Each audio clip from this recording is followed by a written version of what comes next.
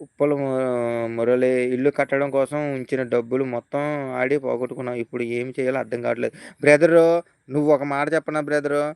ఇప్పుడు ఈ ఇల్లు కట్టిన డబ్బులు ఆడి మొత్తం పోగొట్టుకుని ఇప్పుడు ఏం చేయాలో తెలియట్లేదు.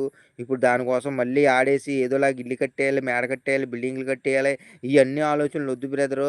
పోయింది పోయింది. ఓకే. నువ్వు తప్పు చేసావు. తప్పు చేయనోడు ఈ భూమి మీద ఎవడో లేడు. ఒక్కొక్కడు ఒక్కో తప్పు చేస్తాడు. ఒక్కొక్కడికి ఒక్కొక్క అలవాటు ఉంటది. ఒక్కొక్కడికి ఒకడికి అమ్మాయిల పిచ్చి ఉంటది. ఒకడికి సిగరెట్ పిచ్చి ఉంటది. ఒకడికి మందు పిచ్చి ఉంటది. ఒకడికి ముండ పిచ్చి ఉంటది. ఇలాగ ఒక్కొక్కడికి ఒక్కొక్క పిచ్చి ఉంటది.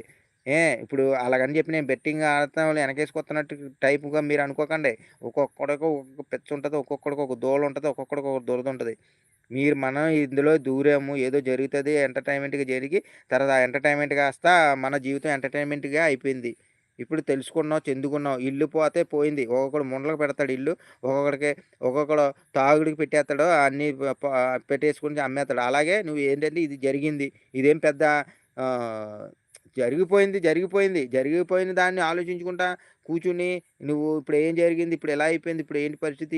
ఇల్లు కట్టాలనుకుని చెందానని నువ్వు ఇంకా ఇంకా ఆలోచించే నీ బ్రెయిన్ ఇంకా ఇంకా నెగెటివ్‌ని ఎక్కువ తీసేసుకుంటది. మన బ్రెయిన్ అన్నది నెగెటివ్‌ని ఎక్కువ ఆకర్షించుకుంటది. పాజిటివ్ కన్నా నెగెటివ్‌నే ఎక్కువ ఆకర్షించుకుంటది మన బ్రెయిను. కాబట్టి మన బ్రెయిన్‌కి నెగెటివ్ థాట్‌లని ఎక్కువ ఇవ్వకండి. పాజిటివ్ థాట్‌లని ఇవ్వటానికి ట్రై చేయండి. మనం ఏమి అలవాటు చేస్తే అదే అలవాటవుతది. ఇప్పుడు అదే కదా! ఇప్పుడు అందువల్లే కదా! మన బ్రెయిన్‌కి ఈ బెట్టింగ్ అనే దాన్ని అలవాటు చేసాం కాబట్టి ఇంత జీవితాన్ని ఇంత సాగనాకెత్తుంది. కాబట్టి నెగెటివ్ థాట్‌లని తీసేయండి. నెగెటివ్ థాట్‌లని పెట్టకండి. మన బ్రెయిన్‌కి అలవాటు చేయకండి. పాజిటివ్ థాట్‌లను ఆలోచింపజేయండి. ఓకే. ఇల్లు పోయింది. ఆడాలనుకున్న ఏదో అదే కట్టాలనుకున్నాను. పోయింది. సరే ఇప్పుడు తెలుసుకున్నాను గదా! ఇప్పుడు తెలుసుకున్నాను. ఏమీ రాదని అర్థమైపోయింది. ఇంకా ఇంకా ఆడితే ఇల్లు కట్టాలని ఉంచుకున్న డబ్బులు ఆహ్, ఆహ్, మాత్రమే పోయినాయి. ఈ ఇల్లు కట్టాలనుకున్న స్థలాన్ని కూడా అమ్మలేదురా బాబు! సంతోషం అనుకో. నాకు దేవుడు ఇప్పుడే మంచి అవగాహన ఇచ్చేసాడు. లేదంటే గనక ఇంకా ఉండుంటే ఇంకా ఆ స్థలం గూడా పోతది. ఇంకేం చేత్తావు అప్పుడు? ఇల్లు కట్టాలనుకున్నదే ఇప్పటి వరకైనా నీకింకా అవకాశం ఉంది. అంటే నీకింకా ఇప్పుడు నువ్వు చెయ్యాలి, చెందాలి, మంచిగా ఉంటే ఇల్లు కట్టాలని పెద్ద బిల్డింగ్‌లే కట్టక్కర్లే. రేకు షెడ్డేసుకున్నా అందులో సుఖంగా ఉండాలి. ముందు సుఖం కోసమే మంచిగా మనశ్శాంతి కోసమే కదా! ఇల్లు కట్టితే నువ్వేమనుకున్నావు? ఇల్లు కట్టి అందులో మనశ్శాంతిగా ఉండాలి ఫ్యామిలీతో అనుకున్నావు. ఓకే. రేకు షెడ్డేసుకున్నా మనశ్శాంతిగా ఉండొచ్చు.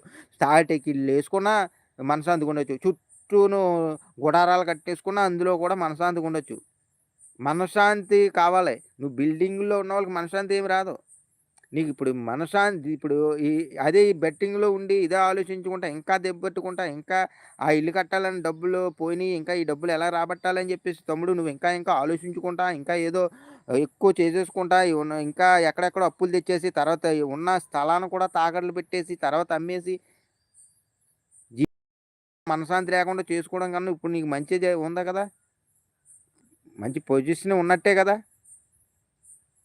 కొంపగూడు అమ్మేసుకునేవోళ్ళ కన్నా నువ్వు ఇంకా మంచి పొజిషన్‌లోనే ఉన్నావు కదా! కాబట్టి అయిపోయింది, అయిపోయింది. నువ్వు ఒక్కసారి అనుకుంటే ఎంత తమ్ముడు చెయ్యాలంటే అదనమాట.